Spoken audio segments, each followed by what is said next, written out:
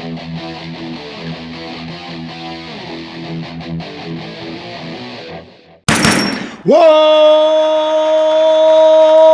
up, nerds and nerdettes, and we, the nerdlings all. It's your buddy Big John and Chief from Two Gun Pixie presents Legendary Gaming. That's right.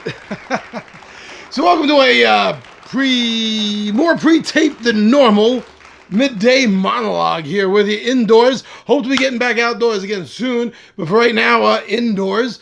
And you know, I've been thinking a lot lately because I've been going through a couple of things here. And it's really been getting me thinking.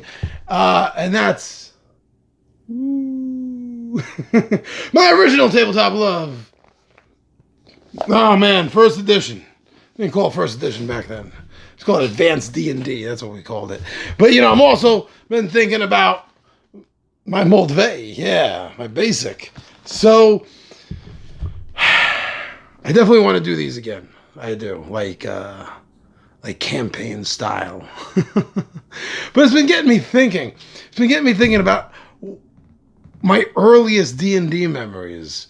And the very first one was being taught how to play the game. And it was basic. I think it was the home set. And you know, I'm looking at the classes, you know, what to pick to play. And I see elf. And up until that point, I didn't know an elf was anything other than the little creatures that help Santa. I'm Irish, but I never really grew up. My grandparents, my grandmother, they never told me tales of the old country. They never told me tales of the good people, the wee folk, the fairies, the fae, the leprechaun, the elves. I never heard any of these stories. So all I knew of elf was they were these little guys that made toys.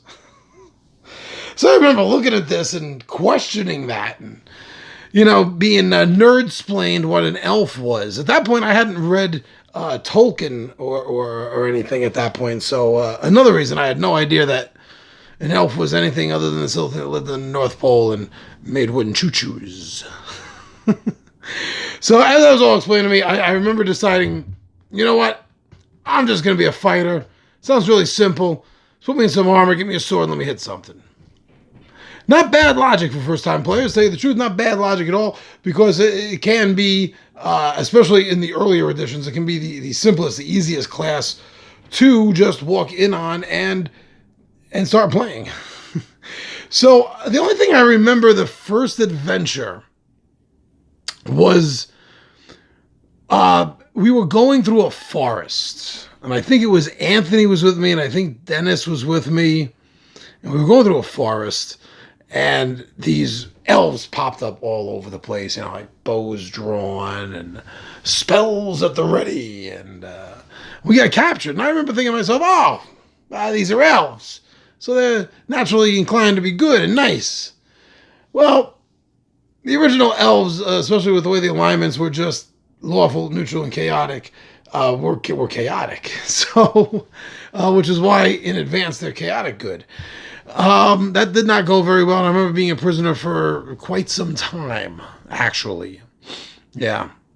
But that was my first taste of the basic, right? When Advance came out in 1980, I jumped all over that. And I started getting the game myself, but I was still playing in my buddy's campaign.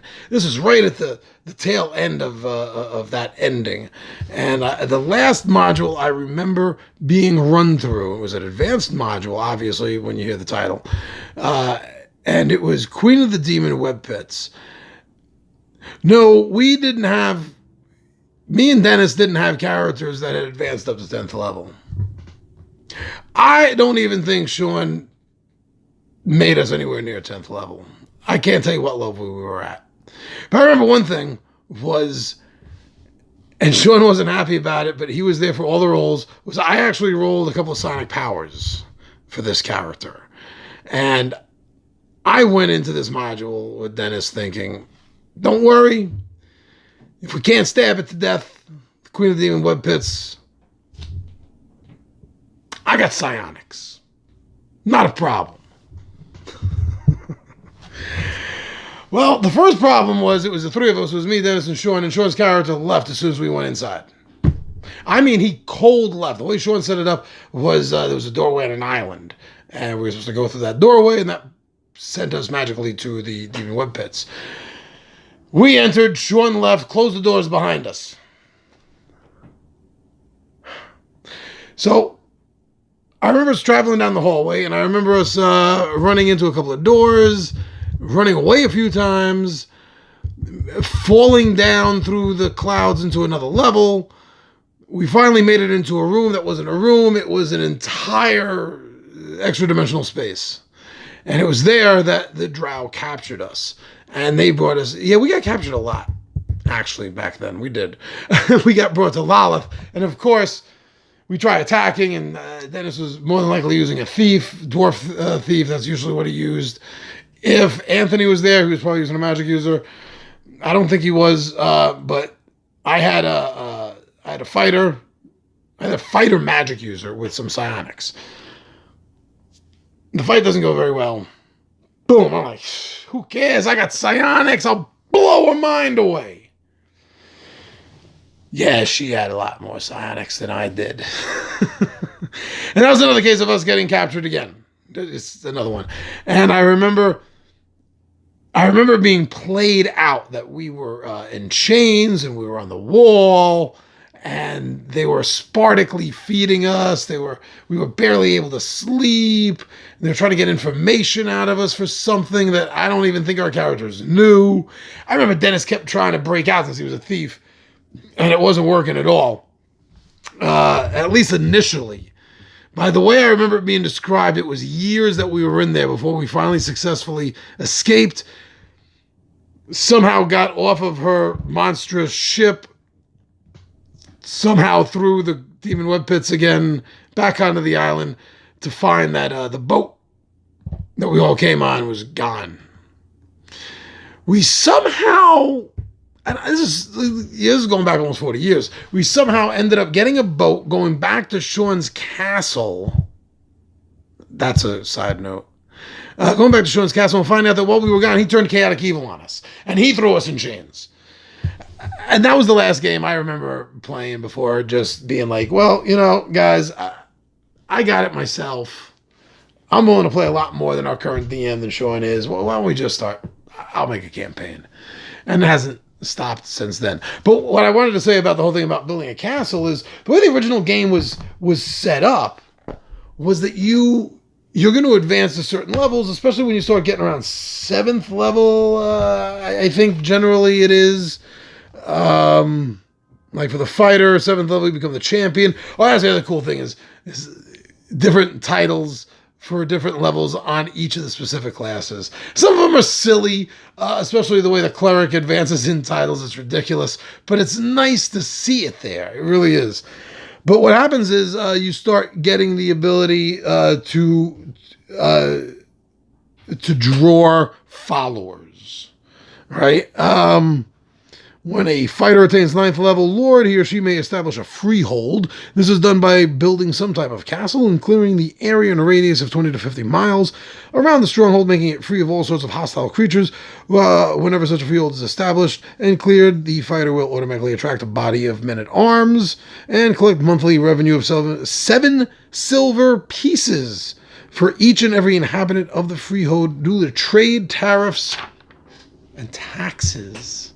So that was a really cool thing that I think's gotten lost in a lot of the editions that the first had, was this whole, you had a goal, you had an aim. You know, if you were a wizard, you wanted to eventually get your own tower so you could kind of semi-retire the character to do research and create his own spells, because it took a lot of time. And, you know, honestly, come on, you don't want the rest of the party playing and you're like, well, my character's in the tower, so I'm going to have to, I'll be with you in a month. You know, no, you make another character, you just start playing, and that character sort of becomes a semi-NPC kind of thing, you know? And that was something that was really great with the games. And I think I want to go back. I think I want to do it. Now, I know I got this really big campaign going on right now of miniature campaigns. And I know me and Anthony have been collecting up the Marvel Superheroes TSR. We want to play that. But I think moving forward with D&D, I think this might be the way to go. So going back old school definitely. But maybe I'll start them with this. We'll do the old keep on the borderlands. That's always really fun. I don't know. But that's what I've been thinking about. I've been thinking a lot about old school D&D lately. So anyway, thank you all for checking us out. Thank you for following us on Facebook and Twitter and Instagram. And of course, thank you. I can't say thank you enough, my friends, for liking us, subscribing to us here on YouTube, commenting, and of course sharing our videos on your other social medias. That is awesome. That is the greatest way to say, actually, I think that you love a YouTube show that you just watched. So thank you, everyone. I'm your buddy Big Johnny G for Two Gun Pixie presents the Legendary Gaming, and my friends, I am out of here.